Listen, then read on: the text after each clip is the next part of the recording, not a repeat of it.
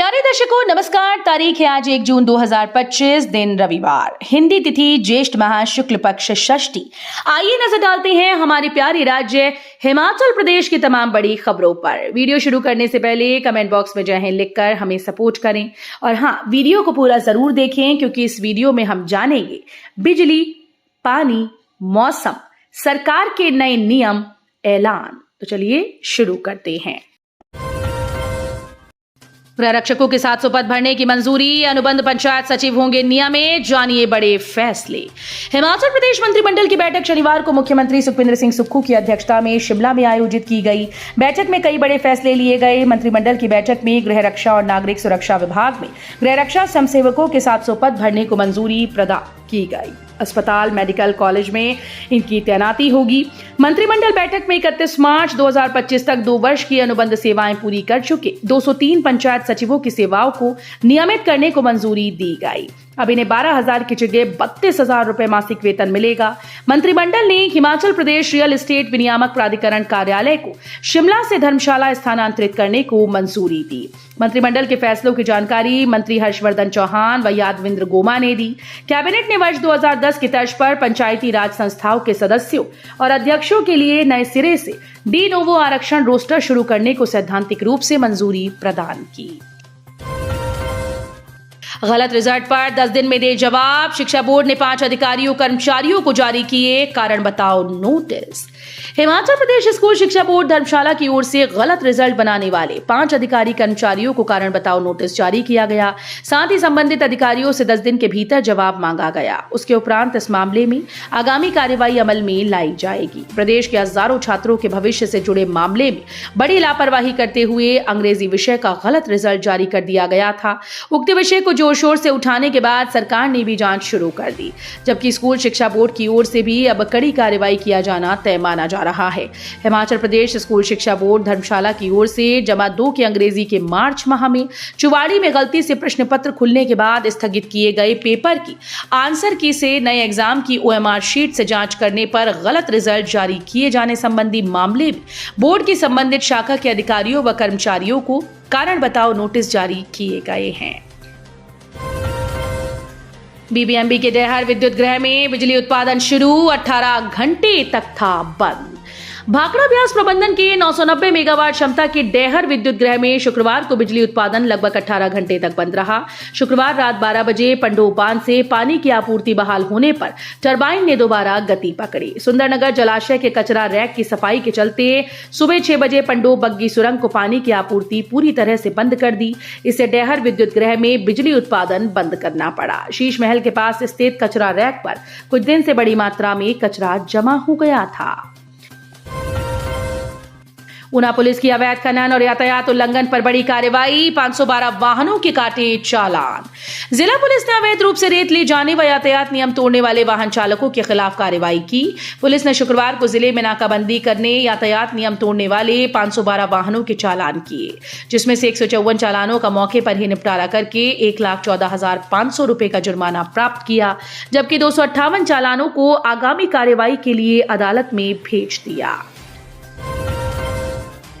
High court ने राजस्व विभाग के राज्य कैडर का फैसला रखा बरकरार, याचिका खारिज। हिमाचल प्रदेश हाईकोर्ट ने राजस्व विभाग के जिला कैडर पदों को राज्य कैडर घोषित करने की अधिसूचना को बरकरार रखा है। न्यायाधीश तरलोक सिंह चौहान और न्यायाधीश सुशील कुकरेजा की खंडपीठ ने अधिसूचना के खिलाफ दायर याचिका को खारिज कर दिया।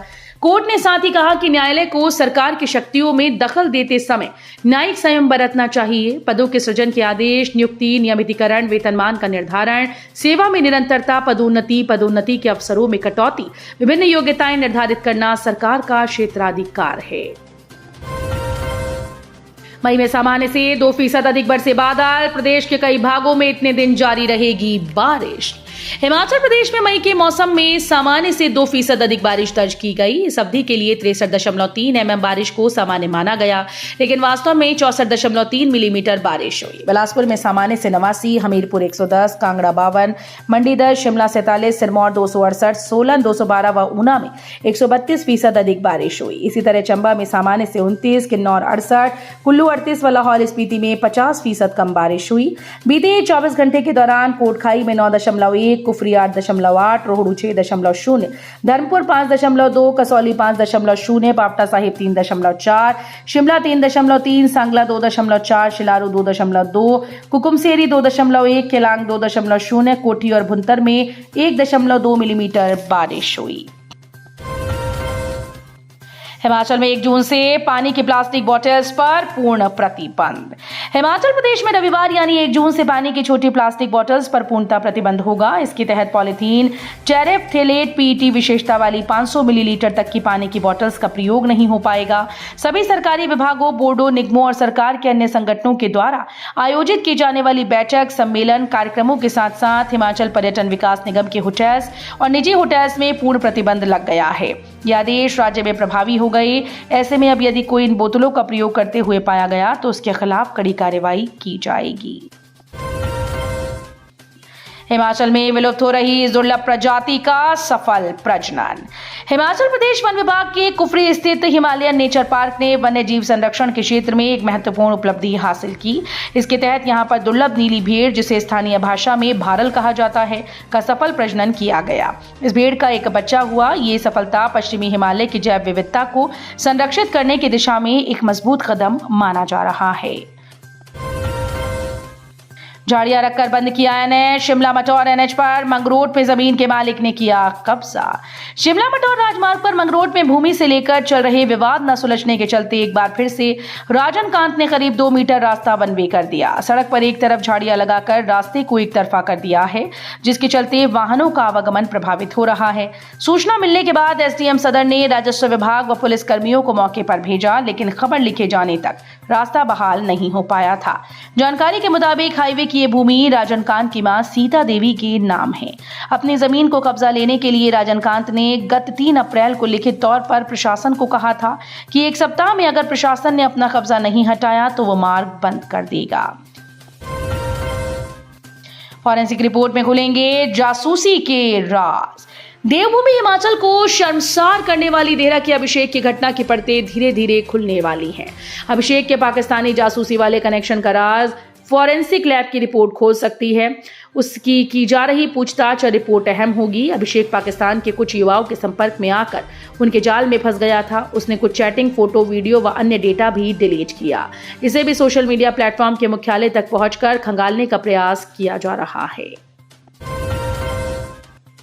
दुराचार के दोषी को मिली कठोर कारावास की सजा। घर में घुसकर 75 वर्षीय वृद्धा से की थी हैवानियत।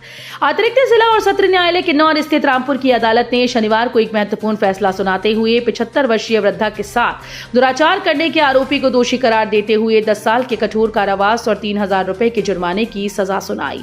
ये सजा आरोपी राकेश कुमार 27 वर्षीय पुत्र शोभाराम निवासी गांव ठाडला, तहसील निरमंड व जिला कुल्लू को सुनाई गई। इस मामले की पैरवी सरकार की ओर से उपजिला न्यायवादी कमल चंदेल ने की।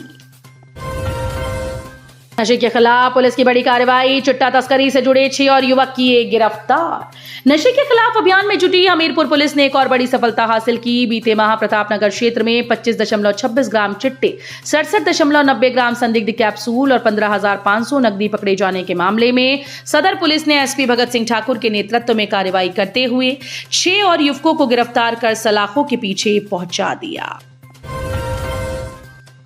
माता पिता को सही सलामत छोड़ा, फिर घर लौटते समय बेटा खुद हो गया मौत का शिकार।